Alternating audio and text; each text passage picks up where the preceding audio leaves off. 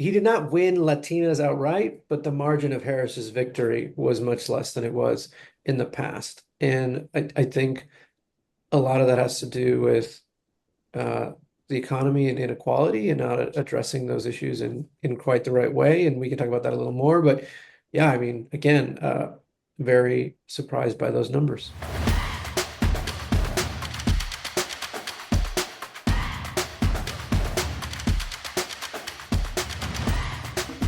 Hello, friends. Thank you for joining us on pilot episode number 3 of Charting the Way Forward, where we deliver research-informed strategy and intelligence from across the Democratic coalition. For all you political junkies, operatives, and journalists out there, welcome. Today, we will be unpacking what went wrong in this election for Democrats and discussing some of the most urgent needs of the coalition moving forward. And oh boy, do we have a lot to cover. I am your host, Kerry Eleveld, and my partners in crime today are. I'm Jenifer Fernandez Ancona, co-founder and chief strategy officer of Way to Win. And I'm Kristian Ramos, part of the Way to Win Brain Trust and expert in all things Latino. Kristian actually read that as I wrote it. Kristian, is that okay? Is that reasonable? Yeah. All Oh, right. I think it works. Yeah. All right. All right. So this podcast is produced by Democratic donor and strategy hub Way to Win, where we aim to upend politics as usual. And let's start out by saying that a lot about this election remains unknown. And most of the hot takes that have filtered out over the last week and a half are based on little, if any, real data or evidence. For instance, I just want to level set a little bit. Democratic base turnout appears to have upheld pretty well in the 7 battleground states, even though it did crater in the non-battleground states, right? So, in fact, Harris, this is according to Tom Bonnier, data analyst Tom Bonnier.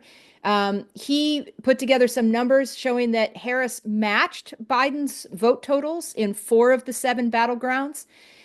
Trump simply won because he turned out more of his own voters. And obviously, there was also some attrition among the Democratic base, but like people turned out in the battlegrounds, and he won the popular vote because Democratic base voters didn't turn out as much in the non-battlegrounds. So that's another data point. But the point is really that we still have a lot to learn about this election before we can take clear-eyed steps forward. And none of that erases the fact that Republicans now have a trifecta: the White House and both congressional chambers, and the next 4 years will be brutal. And the Democratic Party is facing a real fork in the road. We're leaderless, uncertain of our identity, searching for a lot of answers about how we got here and how we can fix it. And with that said, I'm just going to run through a series of questions for Jen and Kristian. Kristian is going to focus a lot on the Latino voters, since it's a real area of expertise for him. Because Trump appears to have won a lot more Latino votes. In fact, probably more than any other Republican presidential candidate in history. So we got work to do there. We got work to do a lot of places, but we got work to do there. All right, so let's start with Jenifer. Besides the fact that Trump won and won the popular vote, what surprised you most about the election? Yeah, I mean, I think a couple of things surprised me. One was, I guess, the decisiveness of the victory. I really was expecting a closer contest, especially in a number of states where we were going to have to fight for a win, and there was a decisiveness to it that was surprising to me. I know we're going to talk a lot more about this, but I was expecting, based on some of the polling we'd seen, some kind of shifts in the voting coalition. Maybe we were going to lose some voters we had won in the past, but we were going to win more of the other voters. So I think the fact that the bottom fell out of all of it was also very surprising to me, in the sense that it appears that we lost ground in suburbs as well as the cities. It's like I expected to do better in one place or another. Kristian? Uh, so I share Jenifer sentiment. I was surprised by the swiftness and totality of the victory, but I think the thing that I am really reckoning with as we continue to sift through the rubble is women in general. That was a gut punch. I feel like I should have, been more prepared for that. But I think outside of Black women, uh, Trump did a lot And better. young women, young And women. young women, Black and, Yeah. and young women. But beyond that, he made inroads with them. And I think we've learned to win elections with an erosion of men, but the women part was tough when you start looking at those numbers. And you're talking about some erosion too. You're talking, I mean, you're saying kind of across the board, with the exception of Black women and young women, Latino women too. True? Yeah, he won them. He I won, should say but Latinas. Sorry, Latinas, no, it's so fine. such a gringo. He won, he won.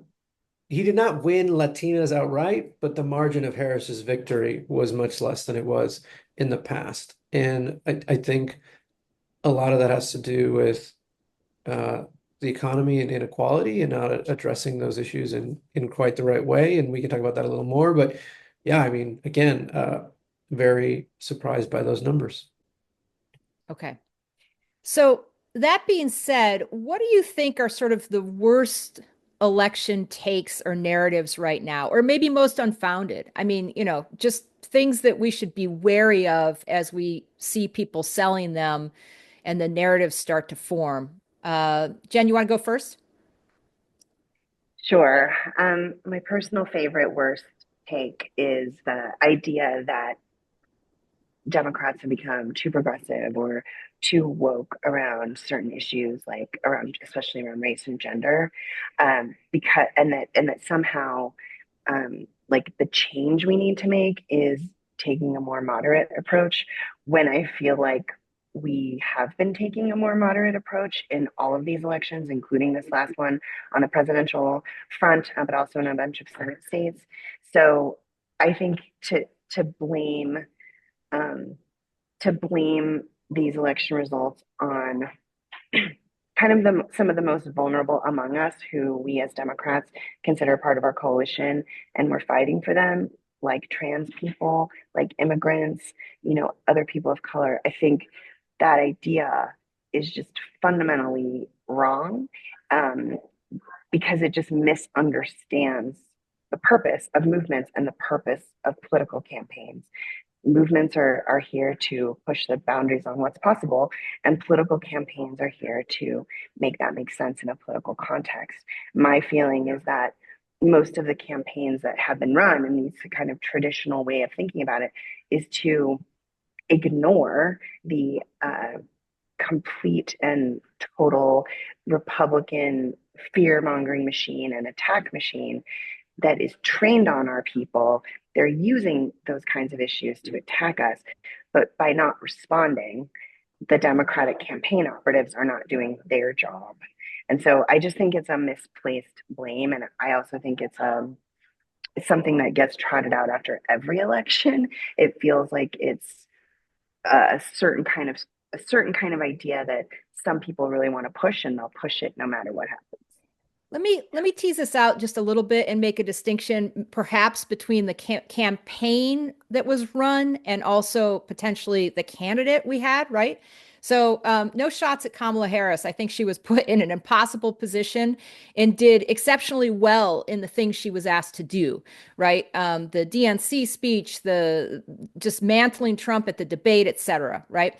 The campaign ran a very centrist campaign with centrist messages, trying to reach out across the aisle to, center right voters, things like that, campaigning with Liz Cheney. I think there is, some people would push back on you and say, okay, that it's true, but Kamala Harris was a San Francisco liberal, right?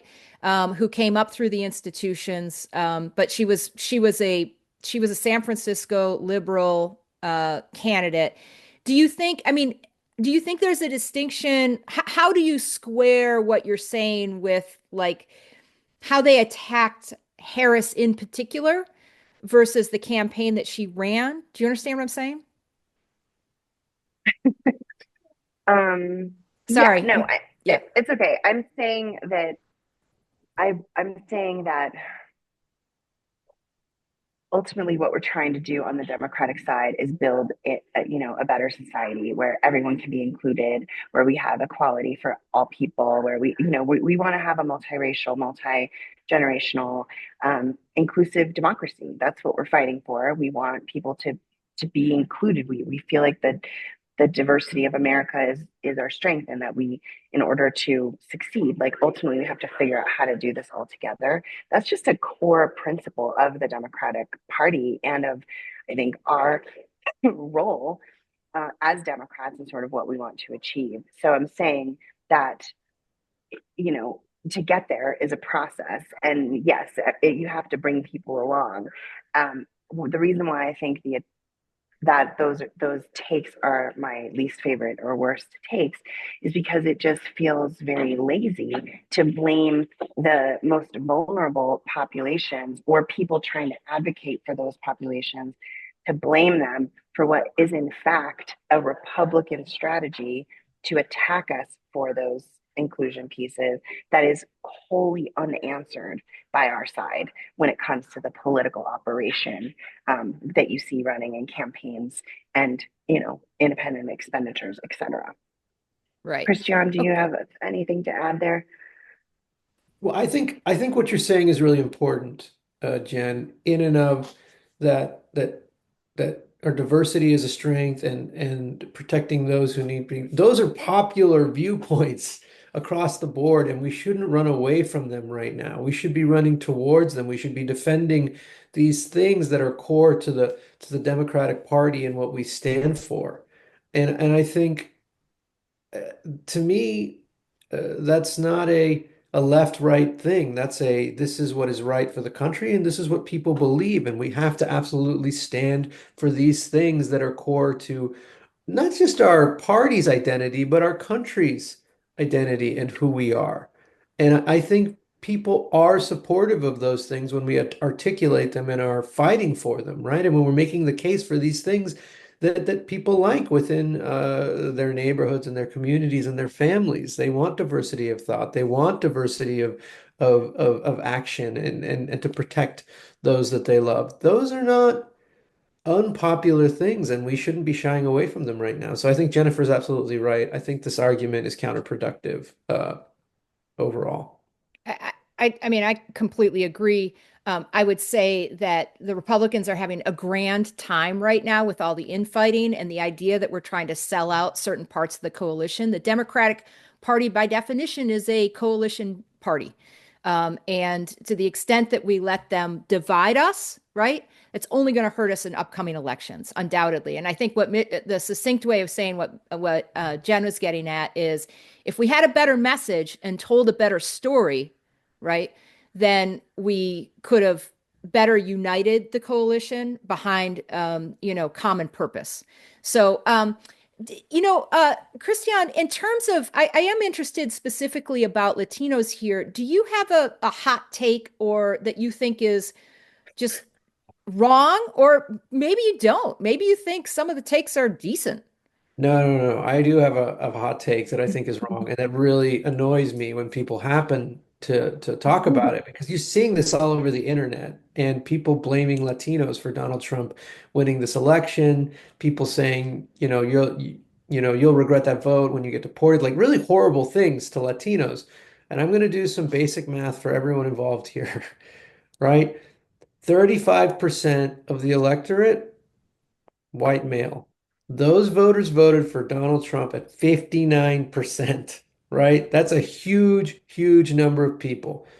The number of Latino men in the electorate, 4%. And they voted at 55%. There is no way these things are the same. Those numbers are not the same. They're nowhere near the same. Did we have problems across the board? Did we have things that we needed to address? Absolutely. Yes. But to blame Latinos for what has happened here is factually incorrect, and also is is a little sad that we're scapegoating people in that way. And so again, we have work to do, we have introspection to do, but this is not a Latino specific problem right now. There are problems that we need to address within the Latino community and how we communicate with them, but it is not on us this cycle. Right. Uh, It's not the reason Trump won. It's like a part of the story, but Trump won every demographic. It's like you can think of it, if you think of it just in a demographic lens, which is what a lot of these takes are doing, you can come up with lots of, things to say. But if you zoom up, which maybe we'll talk about next, like what are the bigger global macro things driving this shift to Trump in this last election? You're going to see, if that's true, I mean, it is true, you're going to naturally see shifts across all the different demographics. So it is important not to overread into it, but it also is important to unpack and figure out, how to build stronger, more durable coalition for our side over time. Sure. Absolutely. I think it's a good point that Latinos weren't like out on a limb and doing something completely different than all the other demographics were doing, right?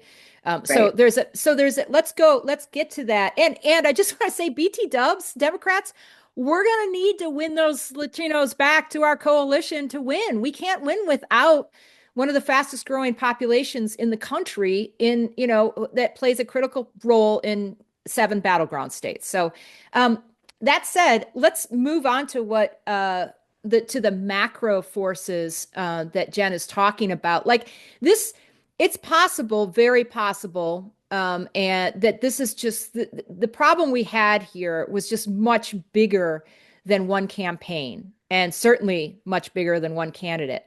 And again, I still think that Kamala Harris as a candidate was given an impossible task and did impossibly well. Um, Mm-hmm. Not perfect, but let's talk about the macro. Jen, what are some of the I mean, was this just like I think this is true. Was this just a much bigger problem than one campaign, in your opinion? And what are the macro forces that you think we were facing? Yeah, so it's definitely bigger than one campaign. I do think there are things we can talk about the campaign strategy, which we've touched on a little bit, but in general, I definitely see now that this election was part of this larger global trend where we have been seeing in the years since the pandemic a rejection of whoever is in charge, no matter who the party is. We've seen this in lots of other countries, not just our own. We've been on the winning side of that, and now we're on the losing side of that. So I do see how that was swimming upstream in a sense to have to um, we were the incumbent party because we won in 2020. Um, and Harris had to somehow run against Trump and also run against being the incumbent. It was a very hard thing to do. But I think that big idea of since the pandemic, people are struggling. We heard it in all of our voter research. We understood people wanted stability. People are struggling. They feel like they can't get by. They can't get ahead. They're swimming. They're drowning. And there was a lot of that from all across all of the voter groups that we were listening to in the years after 2020 and 22. And they part of that is like a rejection of the system, like a rejection of the current status quo, the way things are. It's not working for most people. So you have this dynamic where you have one side, Trump, that is making a lot of noise about disrupting the system. He is fundamentally a disruptor. He wants to blow it all up. That is appealing. I think some of his positions, like on abortion and on a lot of things, are not appealing. I don't think people were voting for that. You can see that in all the data. They really didn't believe that he would do the things. Is a very weird paradox with these voters. They don't trust the system as it is now, which makes them want to reject the incumbent and vote for Trump. But they also have a weird belief that the institutions that we have in America will protect us from Trump going too far. It's a really weird double-edged because we saw that in the sense that they said, well, I don't believe he'll get away with doing all that stuff he says he's going to do, but I think he's going to keep the prices lower and like make my taxes lower. And that was sort of like the thread people were living in. But then the part where I think the campaign, you could say went wrong or could have done something better was that, especially in the end of the campaign, which, the final 60 days of a 100-day campaign are incredibly critical.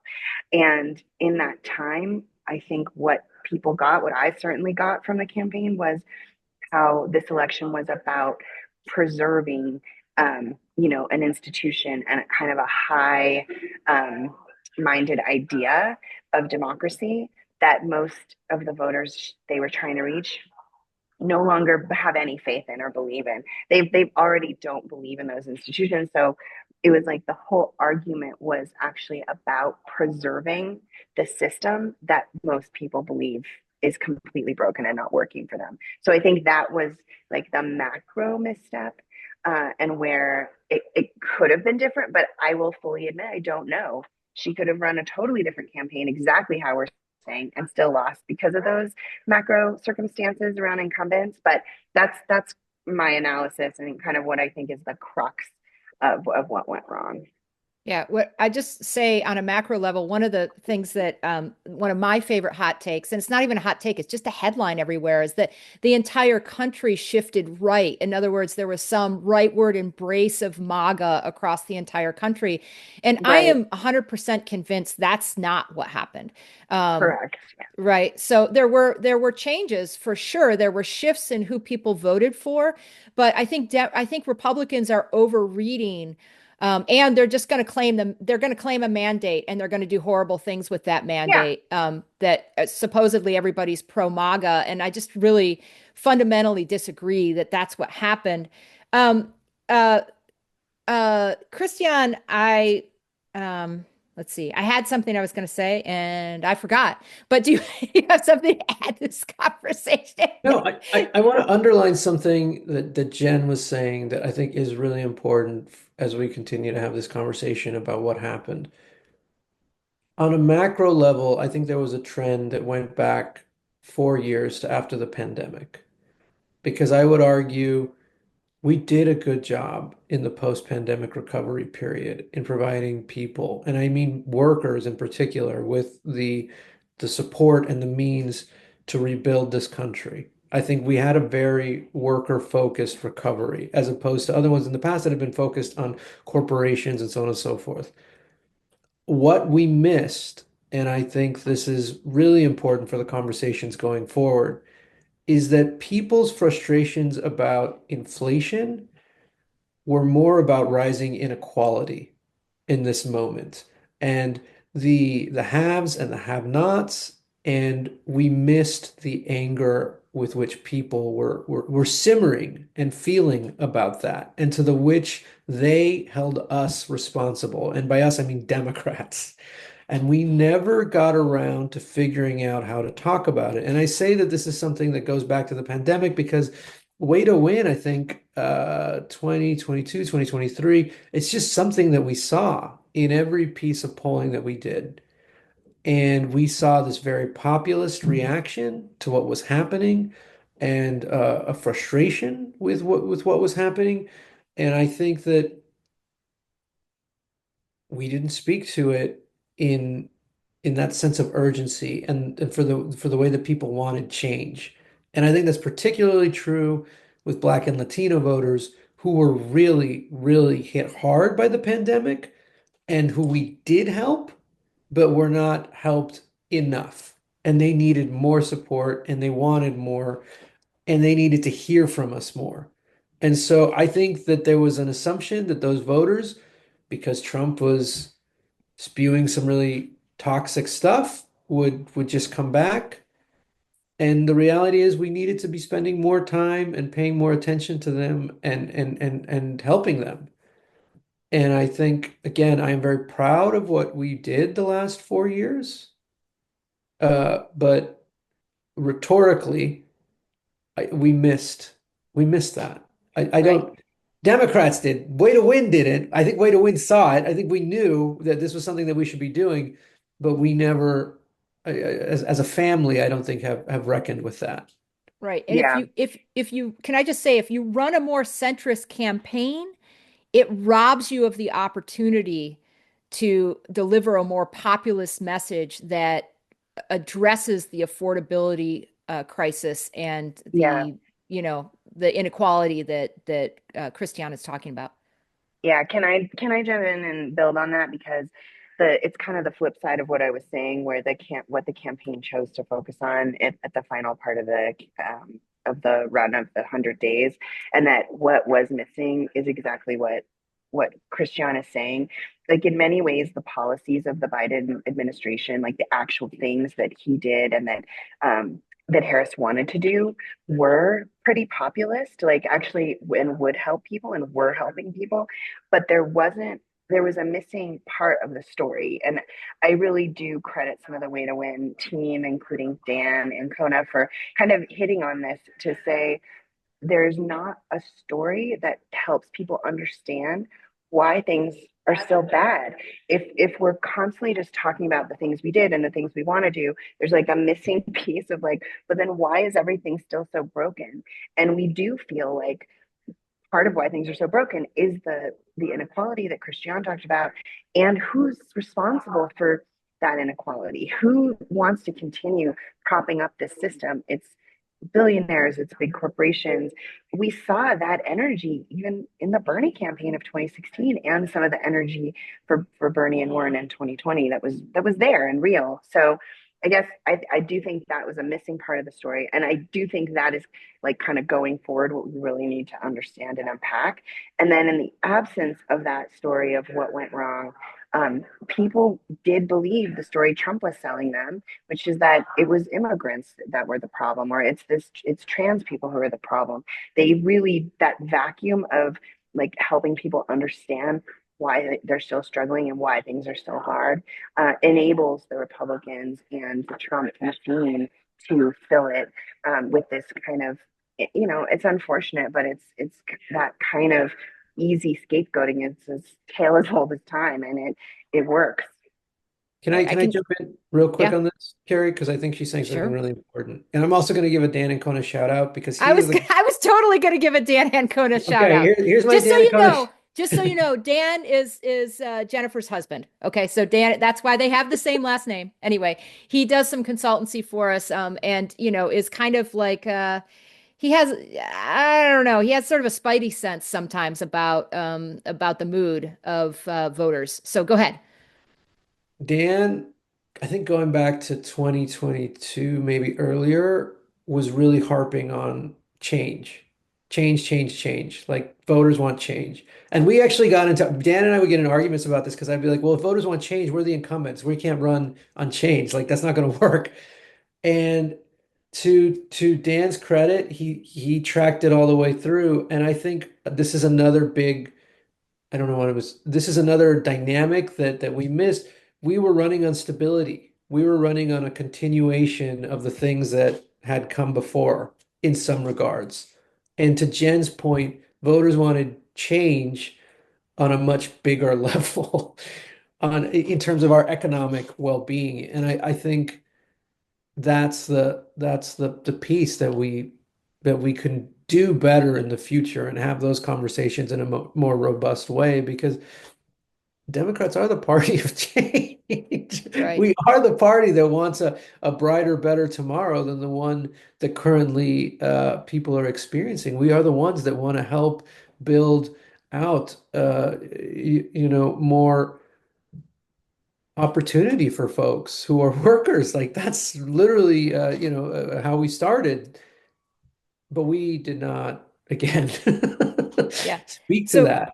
So I've definitely seen polling. Trump won people who put needed change as their number one reason for voting. He won those folks. It was like somewhere around 25% of voters in exits said that needed change is why they voted, and he won them by like those voters by like 40 to 50 points. So I mean, it was large. It wasn't even close. And I want to say one other thing. Dan would very clearly say, and has very clearly said in many of our, you should follow us on Blue Sky, many of our charting the way forward and way to win. We're way to win on Blue Sky.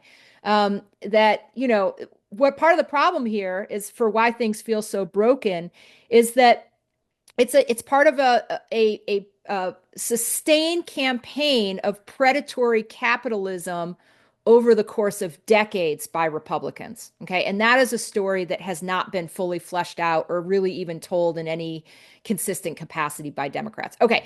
I'm going to move on. We've got, a few more minutes to make good time here and make some good points. Jen, what do you think is the most urgent need for the Democratic Party right now? I mean, I really think it's like it's just like I think it's sort of a figuring out what side we're on. I think we might need a lot of data to really see that, but it's just like, are we against the billionaire corporate class or are we not? I really think that Harris straddled that. I mean, there was a lot of pro business, pro corporate, stuff in her campaign. And we've seen that across Democratic politics. And I just don't know if we can keep having it both ways. So I kind of think we need to figure that out. Who are we? Who are we fighting for? What are we willing to give up? What are we willing to? We can't just expect to keep going this way. I mean, it's totally untenable. It like one of the things that feels really shocking, not shocking, but like it's kind of sits with me is that all this work, all of this energy we've been mustering for the past 8 years, that it just was like sort of um, flowing with the wind of this anti-incumbency uh, trend. There is a way that it feels like um, it's not sustainable for the Democratic Party to keep flip flopping between an increasingly extremist fascist Republican Party. If we're just going to skate by based on whether people are rejecting the current status quo, it's just like it's just not it's just not going to work. So I do think that there has to be a reckoning with like who are we, what do we stand for, who are we fighting for, and like what are we willing to give up. And maybe it is some of that big corporate money that we're going to have to give up in order to um, turn the page and move forward on like building a real durable coalition for change and progress across this country and in the key states where we're going to need to continue to hold power in the Senate and the Electoral College. I'm going to make a distinction here and say I think you can be pro small business without being pro CEO, pro corporate, pro billionaire, right? I mean, I don't think we want to lose some emphasis on allowing people to own small businesses, but that's not the same as the billionaire class, CEOs, corporate pay, et cetera. I think there can be a distinction there. For time's sake, I'm gonna move on to Kristian. I mean, that's probably something we could spend a lot of time on. I'm not even sure that Jenifer might not agree with me. Um, but Kristian, do you think we can get Latinos back? And can you give us that in just one or two sentences? No, I'm kidding. I'm joking. No, yes, I absolutely think we can. I don't think that what we saw here is undoable, right? I think we can fix it. I think there are opportunities here to make our case to these voters who are with us on literally everything but the economy, right? Trump's whole thing was based on their belief that he was going to lower prices. If you look at any other issue, they're not with him. He is already, and he's not even in office yet, but he's already creating chaos. He's already focusing on everything but the economy currently. It's all about revenge. They are going to overreach. They're going to do some very unpopular things with the tariffs, trying to get rid of the ACA, trying to continue to do police women's bodies on the national level. These things are not popular with Latino voters. And in some cases, the things that he's going to do are going to make the economy worse. He's going to create more inequality in this country. And so, absolutely, I think if we roll up our sleeves and do the work, we can reach these voters and we can bring them back into the fold. Okay. Um, what do you two see as the biggest hurdles to reassembling the Democratic coalition right now?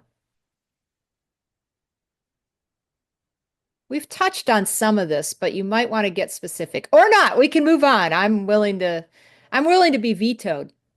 I mean, it's kind of, I don't know. I have to think about this a little bit more, but what I'm saying is that throughout all of 2023, honestly, and even before that, we spent a lot of time listening to voters and asking them questions about these economic questions, understanding where they are and understanding where they could move.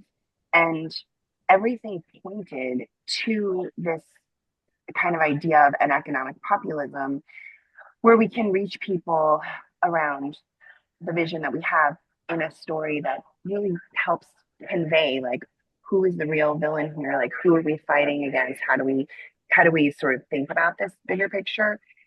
I don't know if that's an electoral winner. I don't know that it has been able to be tried. So I kind of think that we have to do that. Like, I mean, you can see little glimmers in little small places, districts maybe where that has happened, but on a statewide level, which is what we need to win power in terms. I don't feel like that worried about our ability to win the House back, for example, because there's enough of districts where that we can make arguments, we can run good candidates, we can flip them, especially with an anti-Trump sentiment in 2026.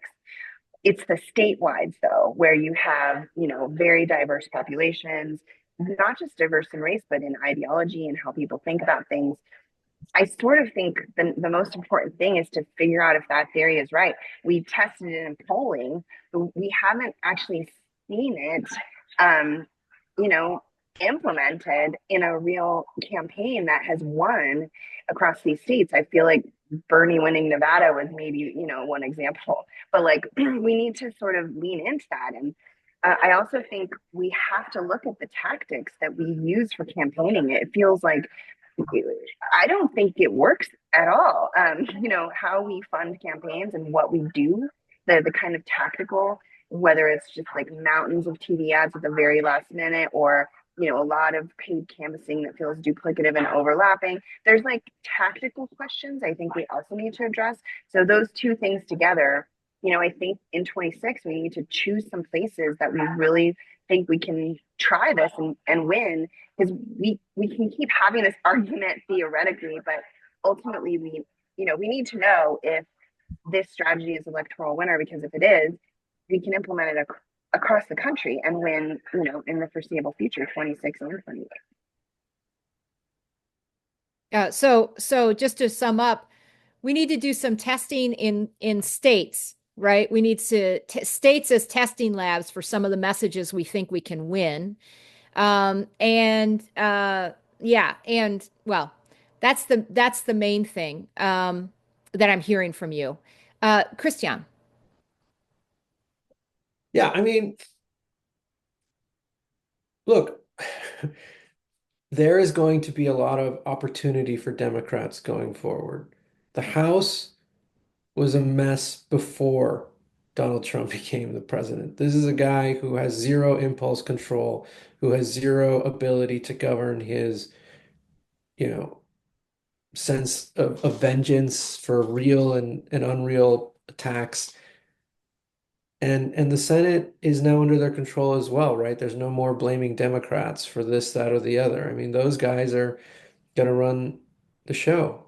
And what they're going to do with that, fight, probably fight each other.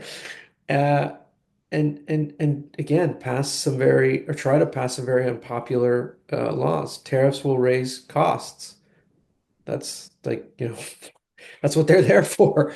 So, The ACA is very popular. Getting rid of that was Trump's lowest moment in the presidency. So I think like we have to have these tough conversations internally about who we are and what we're doing, but I also think we have to be focused on defeating and winning elections, defeating Trump, winning elections, defeating Republicans, winning elections.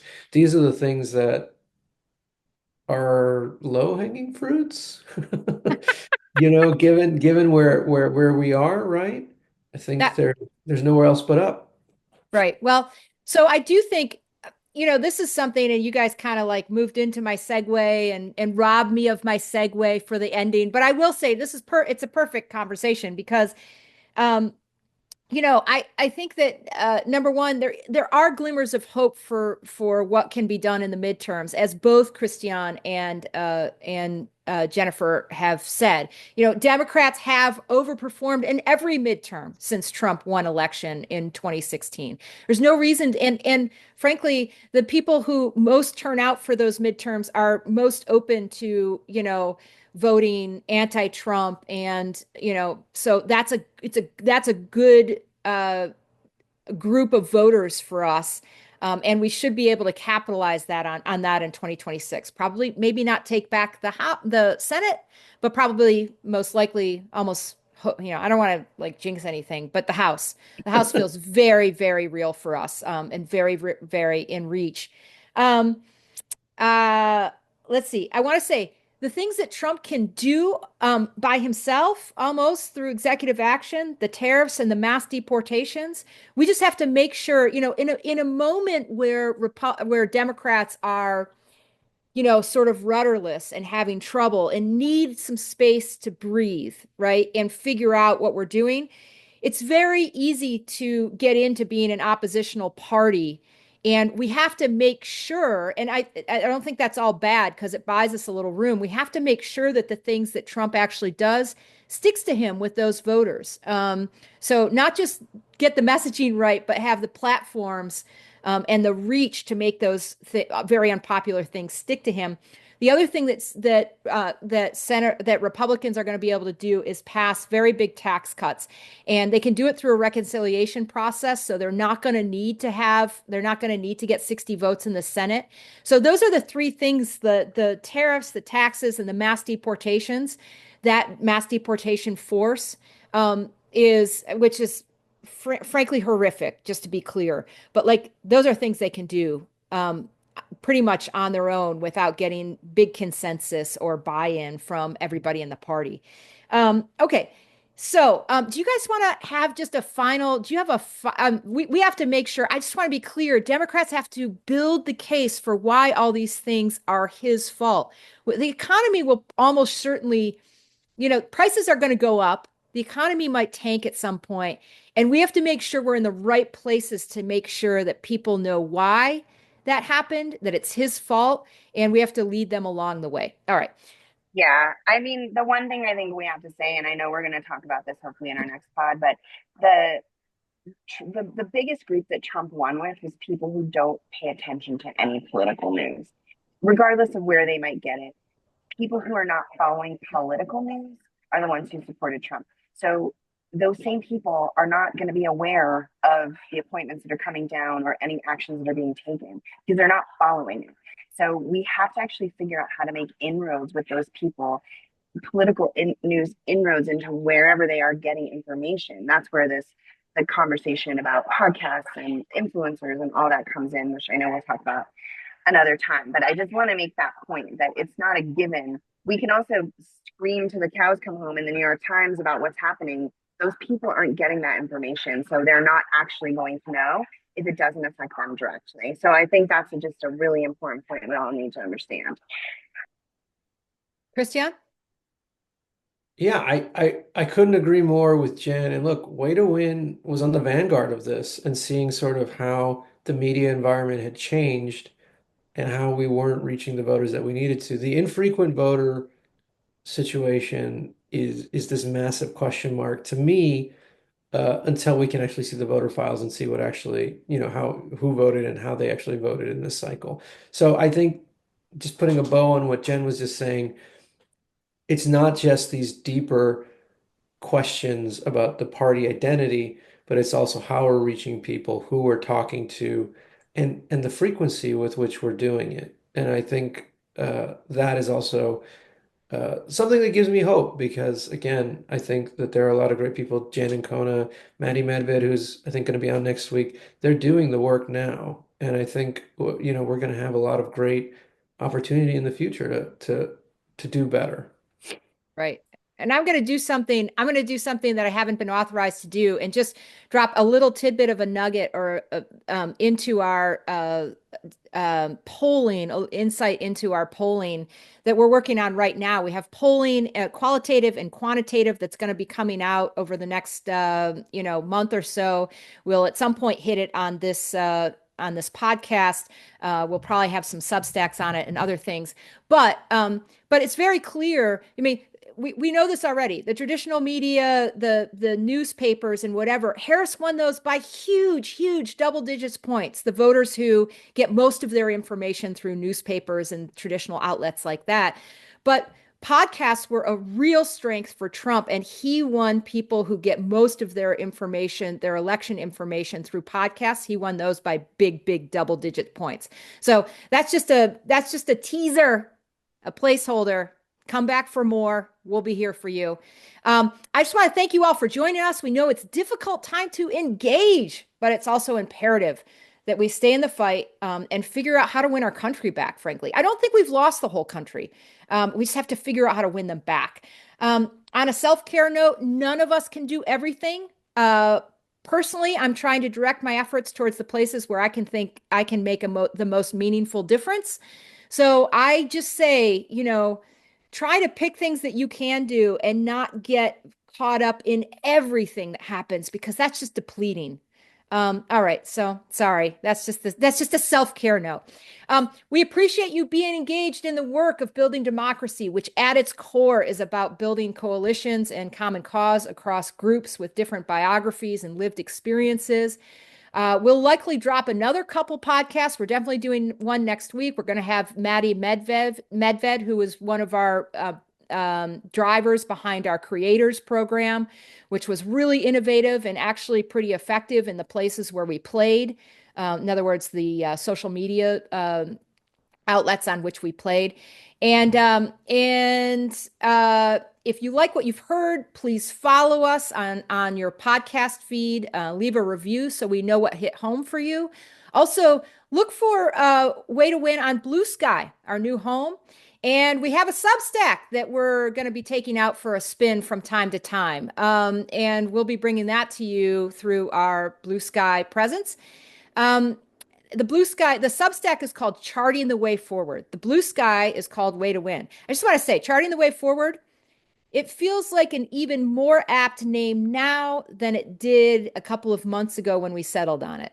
I mean, we've got some charting to do, and we're here to do it. So thank you, Jenifer and Kristian, for joining this discussion. You want to say anything? Thank you. Thank you for hosting. Thank you. Thank you, Kerry. You've done it again. We've done it again. I don't quite have my outro down. That's all I can say. And until next time, do good, be kind to yourself, hug your loved ones, and find connection in your community, because we are all going to need to rely on each other in the months ahead. Thank you so much. Thanks, everyone. Thank you.